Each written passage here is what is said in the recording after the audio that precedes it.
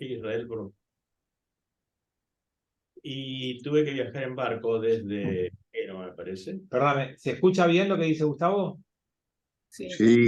Bien, perfecto. Repito, en el año 1963 fue por primera vez a Israel y viajé en un barco turco desde Génova a Haifa. En un camarote, yo iba en un camarote exclusivo para mí con 599 compañeros. Eran todos marrocanos que hacían aliyá desde Marruecos a Israel. Así que ya en ese año, hace 60 años, empezó la inmigración de los marrocanos. No, ya, antes. Bueno, interesante. La cultura marroquí es muy particular. Yo alguna vez me tocó ver un casamiento marroquí. Los casamientos, claro. Muy. Y tienen ellos una fiesta que hoy festejan más gente del pueblo judío, pero que es de origen de ellos, que se llama Mimona. La mimona. Por pesa. Ellos cortan pesas con la festividad de Mimona. Mucho dulce. Mucho dulce, mucha comida, mucha harina, obviamente, y de muy anfitriones. La idea de la Mimona es recibir gente, abrir tu casa y ser hospitalario y cortar pesas con esto. Los que queremos hacer algo más sencillo, pedimos una pizza. Hay un templo en el centro, ¿no? Originalmente era de ellos, pero creo que hoy hicieron otro templo en otro lugar, pero originalmente era el templo de piedras. Por Serrano, ¿no vieron? ¿No es el de Serrano? Ese es el templo de piedras. Se llama Asiba, creo. Sí, va, sí. Bien, yo no dije la fecha, ya abrimos la grabación. Hoy es 23 de mayo. Después de que ustedes se tomaron 2 semanas de vacaciones, retomamos las clases. Así que les pido que no se tomen más vacaciones, así no perdemos tanto tiempo. Y creo que no ya vio, pero ¿cómo se llama la para allá esta semana? Después del muteo. Nassau. ¿Quién me dijo que tengo nariz grande? No lo dije, yo dije el nombre de la para allá. Vos estás pensando en Bahamas. Tampoco. ¿En qué? En Bahamas. Nassau. Nassau, claro. Vamos, sí, obvio. Pero Lindo casino. lamento decirles que no es Nassau, que es Shavuot. Ah, Shavuot. Claro. Hubiera tocado Claro. si no hubiera sido Shavuot. Pero como es Shavuot, Nassau se va a leer la semana que viene. Y Bueno. este fin de semana irrumpe la lectura Torá, la festividad. Se detiene la lectura secuencial semanal de Parashat Shavua y aparece la lectura elegida para Shavuot. Así que vamos a hablar de Shavuot. Sencillo, fácil. Primer grado. ¿Qué celebramos, qué festejamos en Shavuot? La entrega de la Torah en el Sinaí. Muy bien, lo dijeron allá y lo dijeron acá. Es la fiesta de la entrega de la Torá, pero eso no está en la Torá. La Torá no dice Shavuot es la entrega de la Torá. Entonces, ¿qué dice Las primicias. la Torá? A ver, ¿quién dijo eso? ¿Qué vendría a ser? ¿Como la revelación de la Torá? No. Las primicias. La entrega Eso, de las primicias. cereales, ¿no? Las primicias, claro. No me equivoco, lo dijo Cosecha. Judith. Judith Daniel dijo correcto la respuesta, así que un punto para Judith. Juntás 10 puntos, tenés un premio. Es correcto. En hebreo, ¿cómo se dice? Fiesta de las primicias. ¿Bikurim? Muy bien. ¿Quién lo dijo? Julio. Un punto para Julio. Hag Abikurim. Hag Abikurim. Es como se conoce esta fiesta. Uno de los nombres que sí aparece en la Torá. El otro, hay otro nombre más en la Torá. Hag Katzir, la fiesta de la cosecha. Aparte, después los rabinos le van a adosar, le van a agregar Hag Matan Torah, la fiesta de la entrega. De la entrega de la Torah. Voy a hacer algo, no se enojen, pero los voy a mutear. El que quiera hablar se desmutea, pero así hay un poquito más de silencio, no hay ruido ambiente. Bueno, es súper interesante porque no se llama la fiesta de recibir la Torah. Se llama la fiesta de la entrega de la Torah. Hag Matan Torah. ¿Por qué? Porque la fiesta de la entrega de la Torá ocurrió en Shavuot. La idea de recibir la Torá es nuestra todos los días. La Torá fue entregada en Shavuot. Ahora cada uno tiene que recibirla. Entonces, celebramos que fue entregada en ese momento. Tengo una preguntita. Sí. Si es la entrega de Shavuot, estamos en el desierto, vagando por el desierto, yendo de acá para allá. ¿De qué cosecha me estás hablando? Una casualidad. ¿De qué primicia? Bien. La Torá tiene un cruce, una superposición en cada festividad de dos componentes, uno natural y uno histórico. Todo lo natural está armado para cuando llegues a la tierra de Israel. Entonces vos tenés que Pesaj en la fiesta Hagaviv, la fiesta de la primavera, y es la fiesta de la cosecha gruesa, que es cuando llegues a Israel. Acá es del trigo, que es cuando llegues a Israel. Y en Sukkot es la recolección de los frutos. ¿De cuándo? De cuando llegues a Israel. O sea que la dimensión agrícola de las festividades está presente en las tres y es la dimensión que va a tener lugar cuando llegues a la tierra de Israel. En cambio, la dimensión histórica va a ser o muy evidente o puesta por los rabinos después. Pesaj es la fiesta de la salida de Egipto. Y Sukkot es la fiesta de... La cosecha. No, de lo histórico. De la travesía. No, esa es Shavuot. De la travesía. Las cabañas. Las cabañas. Cabaña, Sí, pero pero de la la cabaña travesía es de la cosecha. Queridos amigos míos, muy queridos amigos míos, no me hagan enojar. Nosotros no vivimos en cabañas en el desierto. Fue en Choza. ¿En qué vivimos? ¿Qué choza? ¿En qué vivimos? En tiendas, Carpas. carpas. Carpas. Matobu o Aleja Jacob. Qué lindas Matob o Aleja. O él es carpa. Va de Mahané, va a ser una carpa. Glamping, Fabi. Hoy es glamping. Hoy vamos en glamping. Yo menos que Como glamping no como voy. al azúcar le pones ramitas encima y todas esas cosas. En el desierto, ¿dónde había esto? La matan por ahí. Amigos, Sukkah es lo que te cubre. Haj en hebreo es techo. Entonces, la Sukkah es la nube con la que nos cubrió Dios cuando caminábamos en el desierto durante el día.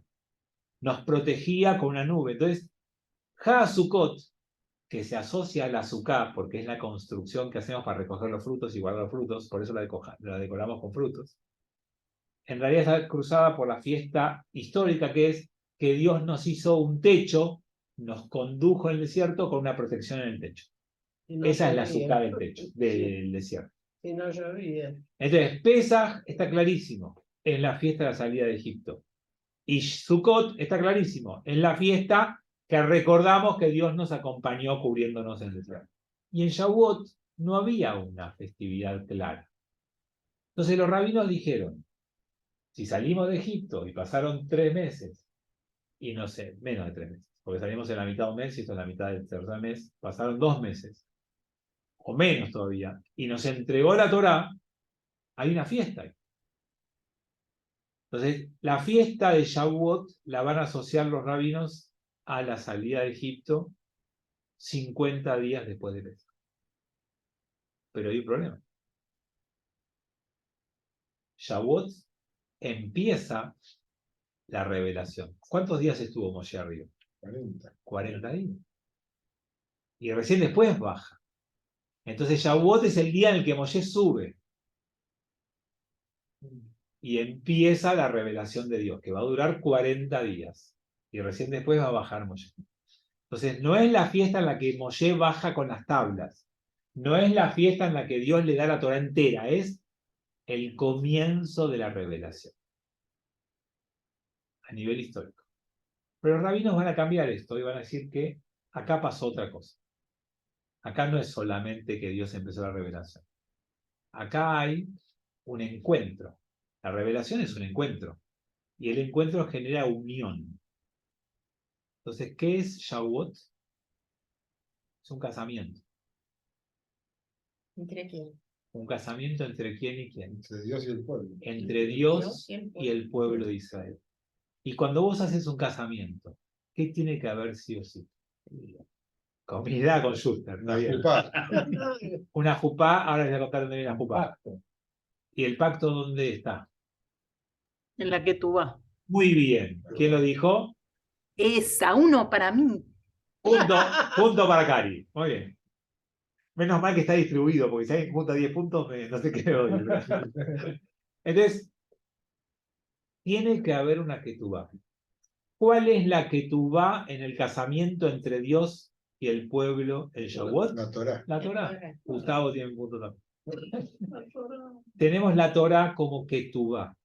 Los rabinos hicieron todo este juego simbólico y en Shavuot se produjo ese casamiento y hay un texto que escribe los compromisos que asumen.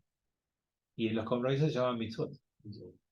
Es un mandato, es algo que tienes que cumplir y mantener. Es un contrato. Entonces, ¿cómo? Es un contrato. Es un contrato. Y hace falta una escribana que certifique.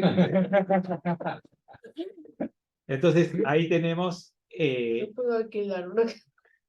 la mirada simbólica de que es Shavuot, como encuentro, como unión, como casamiento. Pero, vamos a la palabra. ¿Qué significa Shavuot? Semana. Ari tiene un punto y significa semanas. Y Shavuot, que significa semanas, es porque ocurre una semana de semanas después de Pesaj.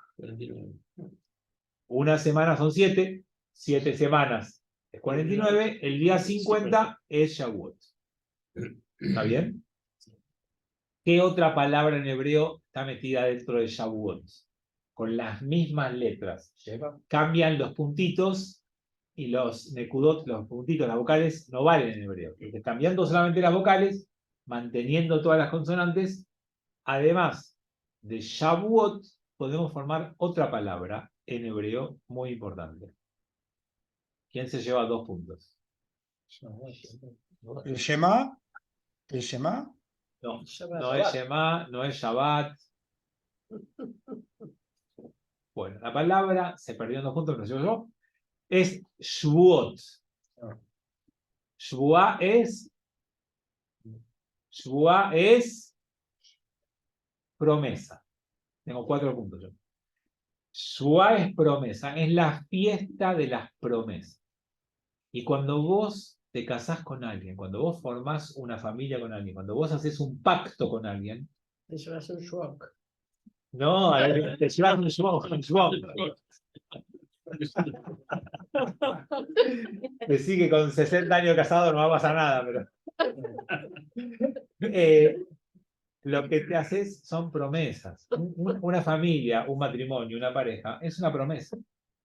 Es una promesa de fidelidad, es una promesa de acompañamiento, es una promesa de estar, es una promesa de dar, es una promesa de compartir. Es una promesa. ¿Cómo es recibir la Torá? Recibir la Torá es prometer que la vas a cumplir. No recibimos la Torá para estudiarla, para saberla. Recibimos la Torá para estudiarla, para cumplirla, para observarla. Es un compromiso de acción y eso se llama promesa. Entonces Shavuot es la fiesta de las promesas. Y lo que en definitiva el texto dice es que si vos sostenés la promesa de cumplir la Torá dice, vas a tener fruto. Por eso se llama Hag Bikurim, de los primeros frutos. La idea de tener frutos no es solamente natural, también es resultado de sostener tus promesas. ¿Ok?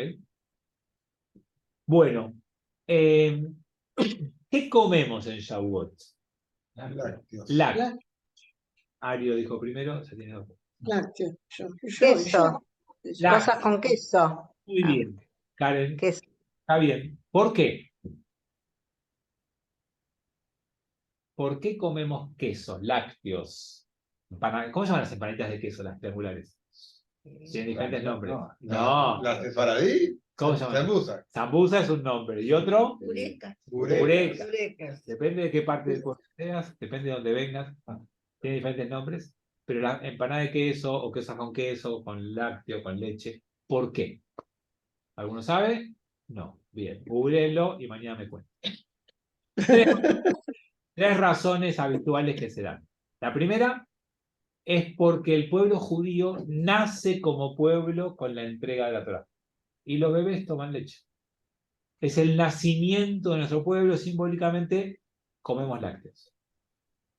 Segunda razón, con la entrega de la Torá viene la ley de kashrut, y aprender a comer kasher con la comida cárnea es difícil, no es fácil. Claro, Es mejor de entrada empezar con los lácteos hasta que Aparte, aprendas, Todos los utensilios estaban todos mezclados en este momento. y Hay que aparte hay que separar. aprender a matar a un animal, y Claro. es más lío. Entonces empecemos con los lácteos hasta que aprendamos a comer kasher, carne. Tercer motivo, ¿cómo se dice leche en hebreo? Halab. Halab. Het, Bet, Lamed. 3 letras. ¿Cuántos suman? Aleph, ¿quién dijo? 40 era. 40. Halab suma 40. Halab. Y 40 días estuvo Moshe en el Har Sinai para recibir la Torá. Entonces, por diferentes razones, motivos, explicaciones, comemos lácteos en Lácteos. Shavuot. Esa es la costumbre que tenemos. Toda festividad tiene que haber una comida, obviamente, y acá le encontraron la vuelta. La primera que dijiste es porque Nacemos como pueblo. en ese momento Sí. Y volvamos a ese punto. ¿Por qué? Porque salir de Egipto no te transforma en un pueblo. Un pueblo necesita, además de la libertad de tomar sus primeras decisiones, el compromiso con un comportamiento. Lo que te une como pueblo no es la salida de Egipto, es la entrega de la Torá. Salimos de una situación complicada todos juntos, pero todavía no nos transformamos en un pueblo. Hasta que no nos comprometemos juntos a sostener un comportamiento, una vida, no hay pueblo. La constitución del pueblo se da cuando tenés una constitución que te regula la vida. Una ley. Una ley. Claro, la Torá. Y eso es la Torá. Entonces, los rabinos, al poner la cuenta del Omer, lo que dijeron es: el proceso no está completo hasta que no llegaste ahí. Es un proceso que se abre con la salida de Egipto, pero que culmina con la entrega de la Torá. Y ahí empieza nuestra vida como pueblo. Somos un pueblo desde que, además de tener la libertad para ejercerla, tenemos una ley que nos une y nos hace ser una sociedad que convive con reglas, con estatutos, mandatos. Así que ahí nacemos como pueblo, y por eso la idea de lo lácteo. Pero ahora quiero meterme un poquito más en un texto que leemos en esta. Ustedes saben que cada fiesta judía, Pesach, Shavuot y Sukkot, hay 2 más, tienen una Megilá que se lee. Megilá, Ruth. Esther. Esther. La Megilá de Ruth no se lee. Muy bien. Esther. ¿No? Ah. Bueno, Karen, Ruth. te saco el punto que tenías. Esther es para Purim. Ah. Ruth, claro. Como dijeron varios por acá, yo lo escuché a Julio nada más, pero sé que varios lo dijeron, leemos Megilat Ruth. Ruth, claro. Es el texto elegido para leer acá, y entonces quiero que veamos algunas cosas importantes de Ruth. Primero, ¿alguien sabe cuál sería la característica que hay que asociar a la persona de Ruth? Ruth. No era judía, que se convirtió. Está bien, pero yo hablo de su... Claro, es conversa, Ruth. O sea, arriesga su propia vida al decir que es judía. Está bien, pero esperen. ¿Qué calidad humana tenía que no tiene que ver con la o con la identidad? ¿Cómo era Ruth? ¿Alguien puede decirme característica de eso? ¿Alguien sabe inglés? Se aguantaba estar con muchas otras mujeres. No. ¿Alguien sabe inglés en este grupo? Sí. Bueno, ¿quién me dice que es ruthless? No, Ruthless. No. Claro. Ruthless. que no es ruda. Que no es ruda, ¿no? Sí. Bueno, Ruth Ruda. es lo contrario. No. O sea, Ruth es... Amable. Exactamente, compasiva, amable. En hebreo se dice Gesed. Es una persona cálida, amorosa, compasiva. Si no, sos ruthless. Sos... malo. Antipática. Entonces, de ahí viene la idea de que Ruth es una mujer llena de gesed o de compasión. Vamos a ver qué. ¿Quién sabe, a grandes rasgos, contarnos en 2 minutos la historia de Ruth? Ruth era una consorte en un reino y ese rey manda por X motivo a aniquilar a toda la población judía que había en ese momento. Espera, Y Rodrigo. entonces Ruth se... Espera, Este es Esther. estás contando la historia segunda de Esther, parte. que es Sí, la que dijo. Esther, claro. Ah, perdón. Antes de Yom Es Kippur. que yo soy como Ruth.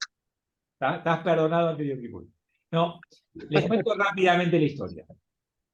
Ruth, no empezamos por Ruth. Un hombre y una mujer se casan en Israel. Ese matrimonio tiene 2 hijos varones. ¿Está bien? Sí. Estos 2 hijos varones y ese matrimonio empiezan a encontrar hambre, porque había sequía y no tienen para comer. Entonces, uy, ¿quién se habrá? De hambre. Alguien tiene hambre. Escuché ahí un bebé. Entonces, ese matrimonio con esos 2 hijos varones se tienen que ir, porque había sequía, porque había hambre, y se van a un pueblo vecino que hoy quedaría en Jordania y se llama Moab. Se asientan en Moab y los 2 hijos varones salen a buscar novia. Y obviamente se casan con 2 hijas, con 2 mujeres no judías moabitas. Claro. Una se llama Ruth y la otra se llama Orpa. Acuérdense, Orpa significa nuca. Orpa. Orpa. Y al final vamos a ver qué es Ruth. Nuca. Y al final vamos a ver qué es Ruth. Entonces se casan Mahlón y Quilión, estos 2 hombres, con estas 2 mujeres. Pasa un poquito el tiempo, se muere un hijo, se muere el otro hijo. Y se muere el padre. Entonces queda Naomi con Ruth y con Orpa. La suegra Naomi le pide que se con case. las nueras. No eran para mis hijos, no eran. Entonces No queda era. la suegra con las nueras. Que se case con el vecino del No, campo. entonces viene la suegra, Naomi, y le dice, chicas, yo más hijos no tengo. No les puedo dar 2 hijos para que se casen con otros hijos míos. Así que yo me vuelvo a mi tierra. Y ustedes vayan con sus papás. Si no, Orpa, que significa nuca, se da vuelta y se va a su casa. Le mostró la nuca a su suegra. Se fue. Ruth le dice, donde quiera que vos vayas yo iré, tu pueblo será mi pueblo y tu Dios será mi Dios. Cuando dice esto, los rabinos están asumiendo que se está convirtiendo al judaísmo. Ruth ingresa al judaísmo en ese acto. Y les dejo una perlita para otro día. Dice, tu pueblo será mi pueblo y tu Dios será mi Dios. Primero pueblo, después Dios. Ser judío primero es pertenecer a un grupo de gente y después creer en el mismo Dios. Y no al revés. Pero bueno, eso es para otro día. Entonces, se convierte en ese acto y va con su suegra Naomi y llegan a Israel sin un mango. ¿De qué lugar de Israel eran originalmente este matrimonio, esta familia? De Beit Lehem. Belén, hoy en día. Beit Lehem. Sí, Belén. Beit Lehem en la casa del pan, amigos. Y en la casa del pan no había pan. Y se tuvieron que ir por hambre. Es un dato, es una pista, no es de menor. Ahora vamos a hablar por qué. Entonces, este matrimonio se fue y cuando vuelve la suegra con la nuera, solas, no tiene un mango. ¿Qué hace un judío cuando no tiene plata en Beit Lehem? Bueno, vive de las leyes de cosecha que dejan comida para los pobres. De la punta de la cosecha. Entonces hay un familiar de Naomi que tiene un campo, que era de la rural, tenía plata, exportaba soja, tenía un dólar diferencial, todos los chiches que ustedes se pueden imaginar. Entonces este Boaz, que era un terrateniente que tenía que pagar retenciones, pero que le quedaba igual ganancia, este Boaz se termina enamorando de Ruth. Le da de comer de su campo, le da de comer de su cosecha, y se enamoran y se casan. Ruth se casa con Boaz. ¿Quién es el bisnieto de este matrimonio? David. Muy bien, Ernesto, tenés 3 puntos porque esa pregunta era difícil. Porque el hijo se llamaba Jesé, ¿no? Muy bien. Sí. Ese para tomar. Ese es el padre de David. Bueno, otro gran tema es el rey David, que va a venir al Mashiach del rey David, es hijo de una conversa. Nieto. Perdón, descendiente quise decir, bisnieto, pero no importa, es descendiente de la línea de una mujer que originalmente no era judía. Esto es una perlita para todos los que están en contra de las conversiones, para todos los que hablan de las pavadas que hablan. El pueblo judío tiene el ingreso al pueblo judío desde siempre y David es descendiente. Pato pregunta algo entre David y Goliat. En el año 2020, el primer año de la pandemia, si yo no recuerdo, o en el siguiente, sino en el Tikkun de Shavuot yo enseñé eso que pregunta Pato ahora. La pregunta de Pato es muy interesante porque ¿por qué David y Goliat pelean? ¿Por qué Goliat odia al pueblo judío? ¿De dónde viene Goliat? Nadie sabe dónde viene Goliat, cómo nació, de dónde viene.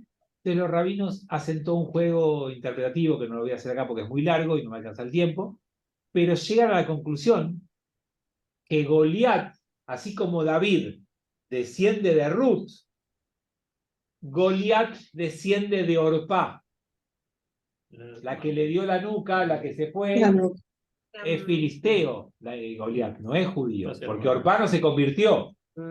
Entonces ahí hay una lucha entre aquel que asumió la identidad judía y se convirtió y siguió al marido que se casó y después a su suegra, y la que no siguió a su marido y no siguió su identidad y se rebeló contra eso y crió un monstruo. Es más complejo que esto, pero hay toda una construcción rabínica sobre eso, y por eso la pregunta de Pato, de si eran primos. Si hubieran sido los hijos de Orpá y de Ruth directo, serían primos. Son como primos lejanos, primos cuartos, no sé cómo será la cuenta, pero sí, hay un vínculo, pero eso, Pato, es solo una construcción rabínica posterior, obviamente, no más que eso. Bueno, entonces tenemos a Ruth, que tiene a David.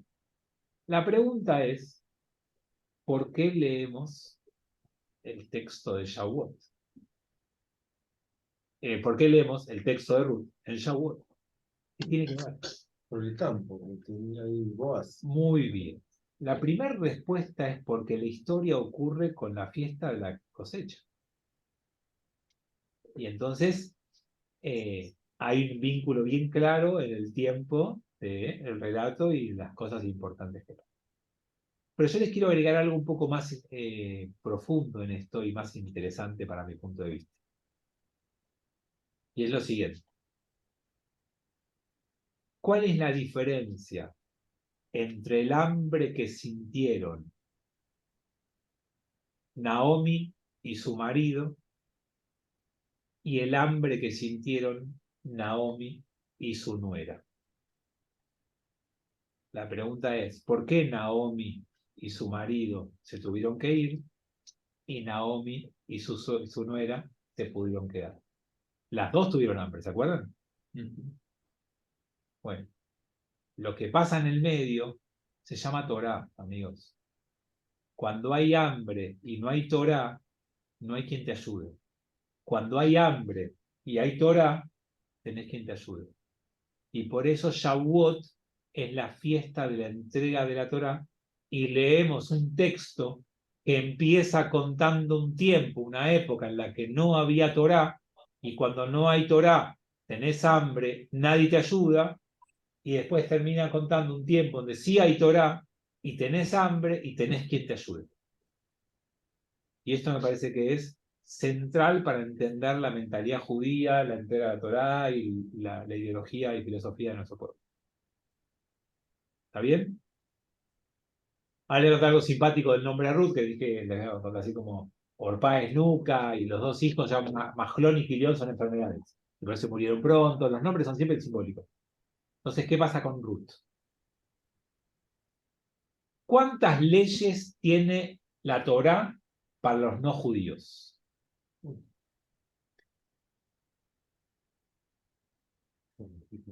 ¿Cuántas leyes tiene la Torá para los no judíos? Ninguna. No, sí, alguna tiene un poquito. Se llaman las leyes a los hijos de Noaj, Bnei Noaj. 9 eran. No. 7, ¿no son 7? Muy bien, Silvia. Son 7. Un punto. 7 leyes de Noaj, de los hijos de Noaj, se conocen que son las que el pueblo judío dice que son universales. Cualquier no judío es juzgado por esas 7 leyes. Los judíos somos juzgados por ¿cuántas? 613. 613. 13.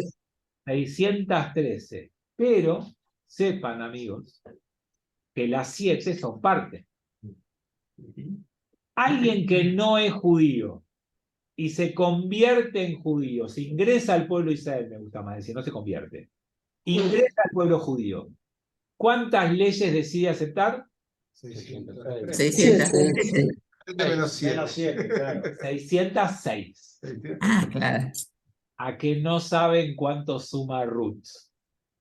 ¿En serio? 606. La Reish vale 200, la Vav vale 6, la Taf vale 400. Y si matemática no falla, 400 más 200 más 6 da 606.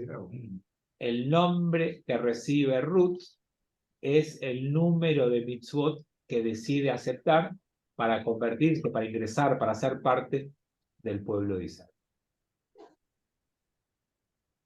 Bien, dicho esto, vamos a... Déjame ver si queda algo.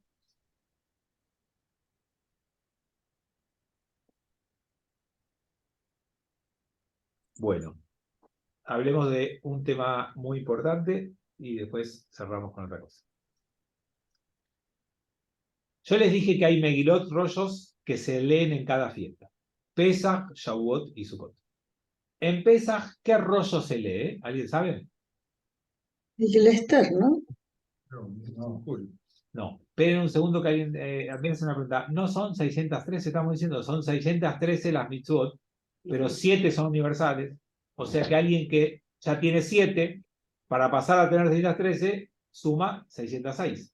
7 ya tiene igual. La Torá exige a todo ser humano 7 mitzvot. Después cada uno hace lo que quiere, no puede no cumplirla. Pero la Torá le pide a un no judío que cumpla con 7. Y a un judío con 613. Entonces, a un no judío que decide ser judío, la Torá le pide que agregue a su vida 606 mitzvot. ¿Se entiende ahora, Andrés? Bien. Volvemos entonces a lo que les decía. En Pesach leemos un libro que se llama Shir Hashirim. Shir Hashirim es un libro cuasi erótico. Vayan corriendo a leerlo. No tiene imágenes. Es un video, no es una... Imaginación. Es de amor pasional, de amor muy profundo. Sukkot se lee Coelet, Eclesiastés. Es un libro de sabiduría. un libro de madurez. Y en Shavuot leemos Ruth. Entonces, hay una mirada muy interesante que dice que Shloshet HaRegalim, las tres fiestas centrales del pueblo judío, Pesach, Shavuot y Sukkot, es el pasaje del amor juvenil al amor maduro, al amor de la ancianidad, de la vejez. Y que es un pasaje por las tres instancias del ser humano.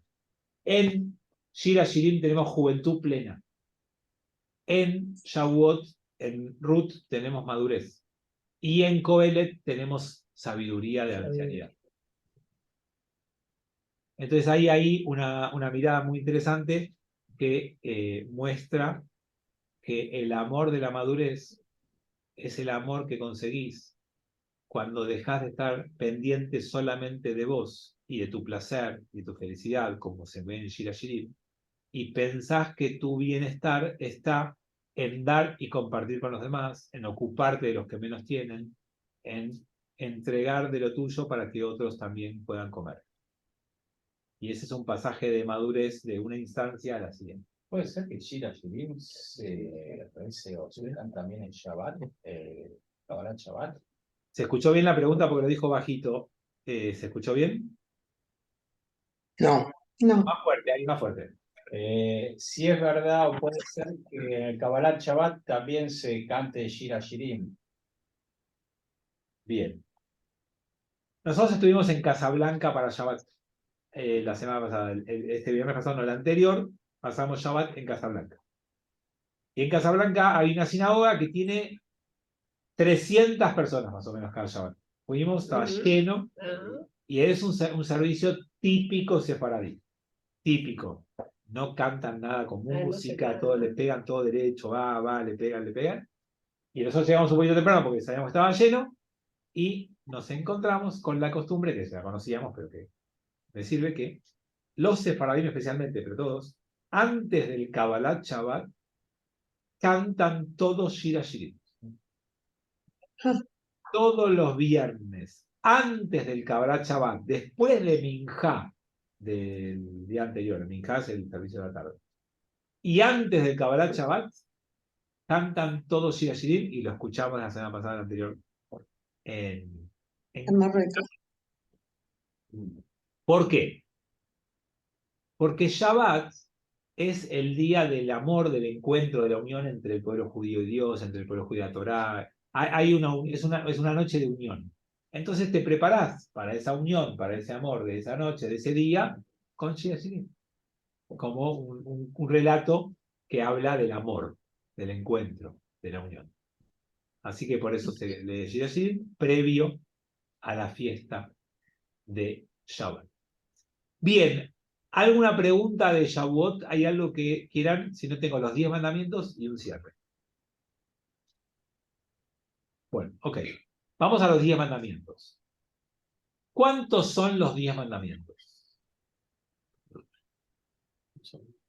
¿Cuántos son? Los 10 mandamientos. No son, si no, no preguntaría así. Claro.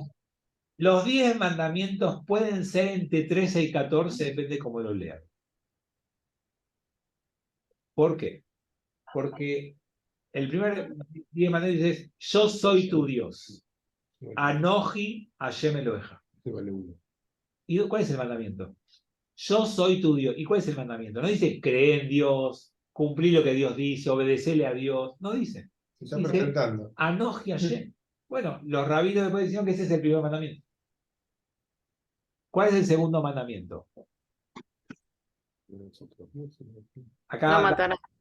no matarás, falta un montón, y no es no matarás. No tengas otros dioses, no te arrodilles ante ellos y no hagas imágenes. ¿Y cuál es el mandamiento? No tengas, no, ¿son 3 o es uno solo? No tengas otros dioses, no hagas imágenes de ellos y no te arrodilles. Todo eso es el segundo mandamiento. ¿Por qué es uno solo y no 3? ¿Cuál es el tercero? No pronuncies el nombre de Dios en vano. En vano. ¿Está bien? Tenemos 3 ahí. ¿Cuál es el cuarto? No decía la mujer del otro. No sé. No, eso se puede, eso se no. Eso se puede. El cuarto es Shabbat. ¿Cuál es el quinto? Cuidarás a tus padres y a tu madre y vivirás. Es el único que tiene premio, el quinto mandamiento. 5 puntos para Samuel. 10. No le Más doy, que cuidar no es respetar, no le doy 10 porque se equivocó solamente en algo. El mandamiento es, no es respetar. en hebreo es kaved. Kaved es un honor o es parecido a lo puede ser traducido, pero es honrarás y respetarás a tu padre, a tu madre y a tu rabino. Te olvidaste, Samuel. Está bien. Y no te he dado un 10. Como en el uso corriente no se usa esa parte, entonces siempre quedan los dos. No, ese lo inventé yo recién. No, es honrarás a tu padre y a tu madre, y como dice Samuel, tiene recompensa. Ahí tenemos 5, y esta bien está claro que es 1. Es el único mandamiento de los 600 y pico que tiene premio, que vivirá muchos años. Perdón, es el único mandamiento que tiene premio de los 10 mandamientos. De los 613 hay Los más. 10, Samuel. Ah, Claro, de los 10. Además hay más que tienen premio, pero acá de los 10 es el único. El sexto, alguien dijo antes, pero mal usado el verbo, es no asesinarás. No asesinarás. ¿Por qué? Porque matar en defensa propia se puede. Entonces, no asesinarás. Séptimo,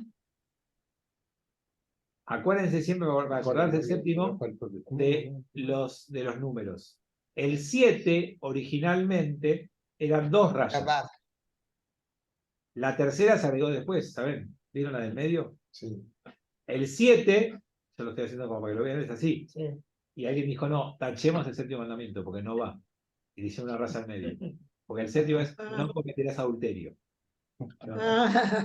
Algunos dijeron, no, ese mandamiento no va. Pero bueno, el 7 es no adulterio, también está claro, es un solo mandamiento. El 8 es no robar, también está claro, es un solo mandamiento.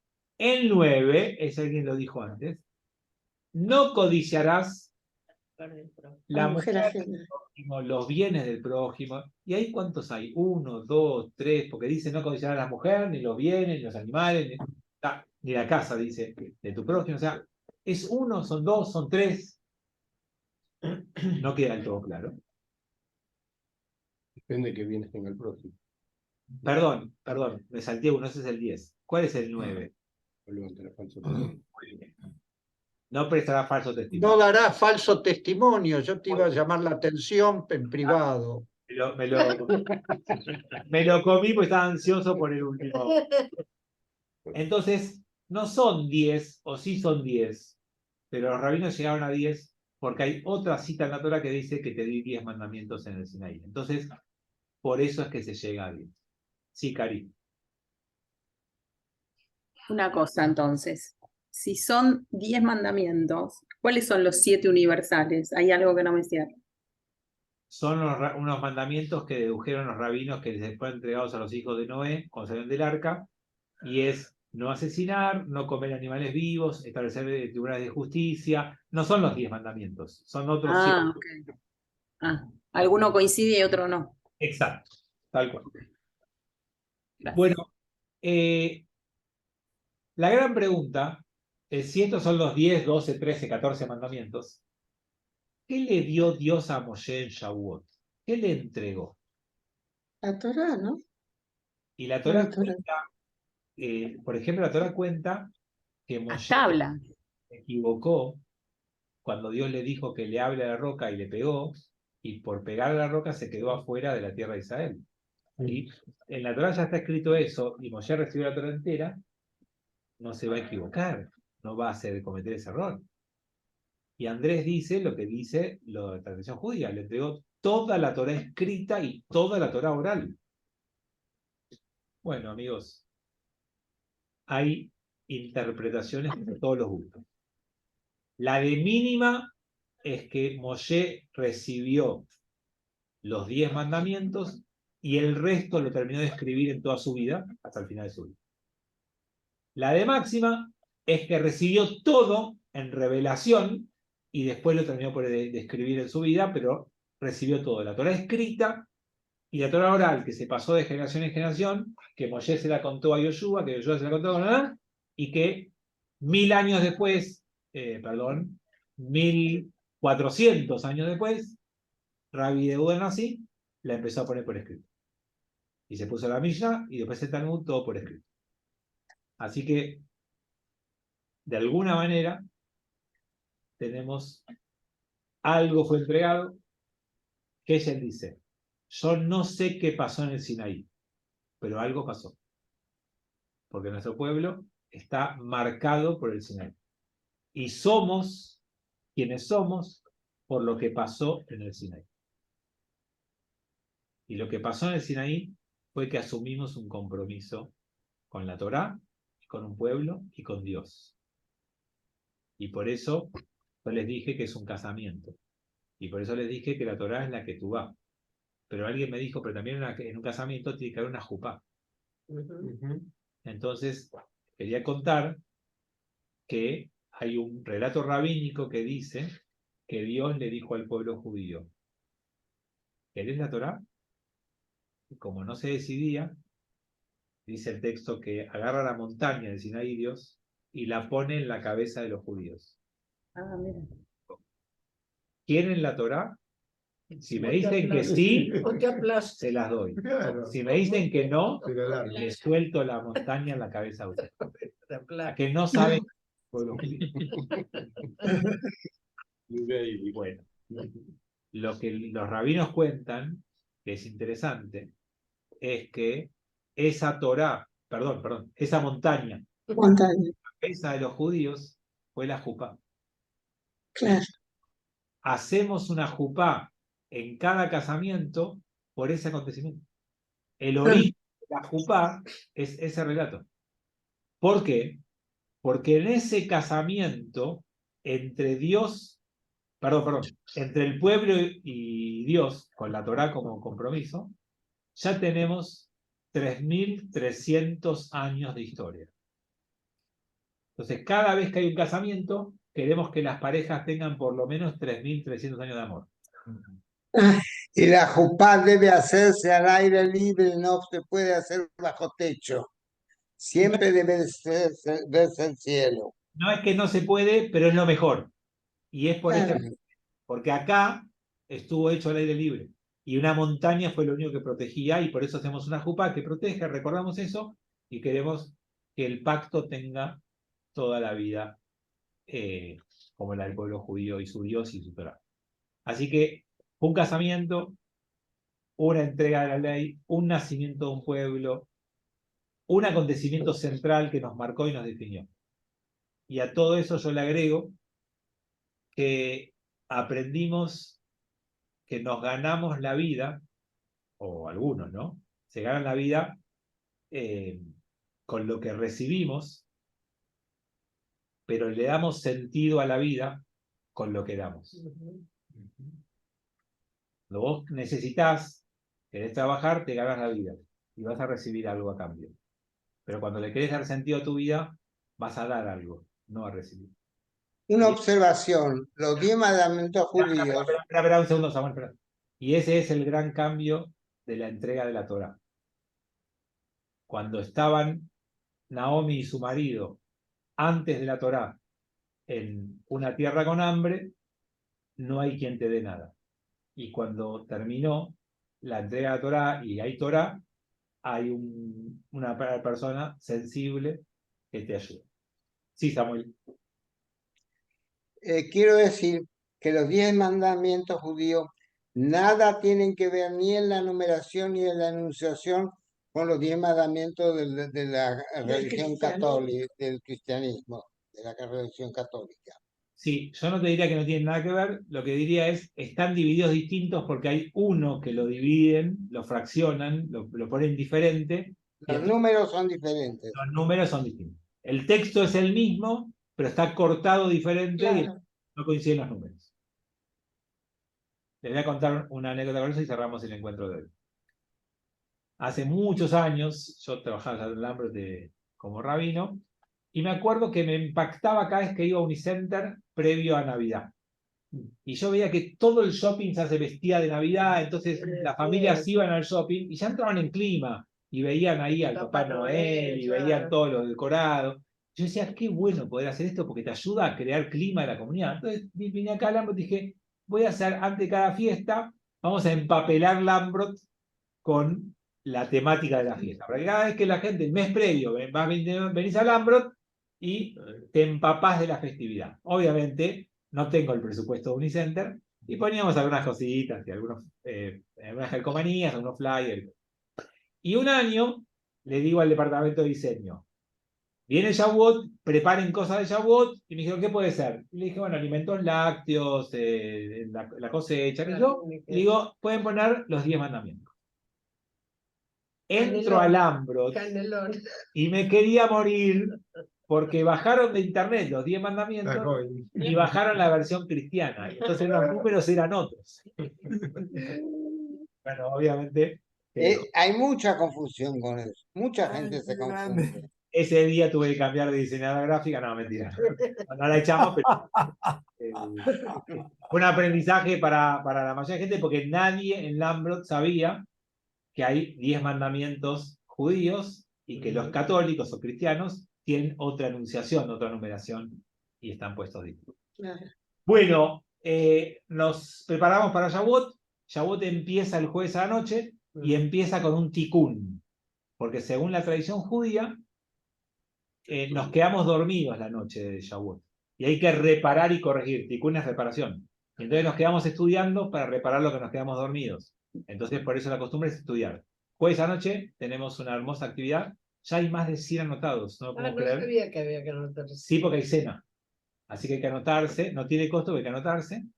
Porque si no, no tenemos cómo calcular la comida.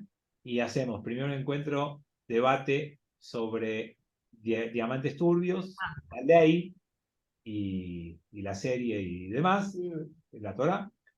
Después de la comida un espacio de Debbie y después otro espacio de voces y espiritualidad al final. Así que están invitados a venir y está bueno. Y el viernes a la mañana... ¿Vas a estar vos, Fabián, ya? Sí, yo estoy acá, estoy en Buenos Aires, estoy acá en Lambrot. Ok. No. Pensé que estabas desde lejos. Eso significa que el viernes pasado no estuviste en el templo, porque yo estuve. Porque no, estuve enfermo, lo hablé ayer con Debbie, estuve enfermo la semana pasada y no pude ni asistir a la clase ni ir al templo. Fue la primera falta que tuve, la única. Está muy bien. Refuerzo, que te mejores pronto, Muchas gracias. Lo otro que les quería decir antes de terminar, porque veo que hay una pregunta de Andrés que me salteé. Cuando yo les conteste Midrash, Andrés contesta con otro que existe, y quiero que sepan algo. En el pueblo judío conviven ideas contrapuestas. Porque hay otro Midrash que termina con la cita que Andrés puso en el chat, que dice lo siguiente. Que Dios va a un pueblo y le dice, ¿querés la Torah? Y el pueblo dice, ¿qué dice la Torah? No asesinarás. No es para mí, no, andate de acá. Va Dios a otro pueblo y dice, ¿querés la Torah? Y el pueblo dice, ¿qué dice la Torah? No cometas adulterio. No es para mí, olvídate. Y finalmente va al pueblo de Israel y le dice, ¿querés la Torah? Y la Andricina contaba un chiste hace muchos años que decía al pueblo judío, pregunta, ¿cuánto cuesta? Nada, dame 2. Pero el verdadero dice, cuando Dios le pregunta, ¿querés la Torah? El pueblo judío contesta, Nahase Benishma. Haremos, cumpliremos, Nahase. Y luego, Nishma es escucharemos, o en una interpretación rabínica posterior, entenderemos. Lishmoa es escuchar, pero también es comprender. Entonces, solamente cumpliendo vas a entender. No es un tema filosófico, no es un tema de pensamiento, es un tema de comportamiento.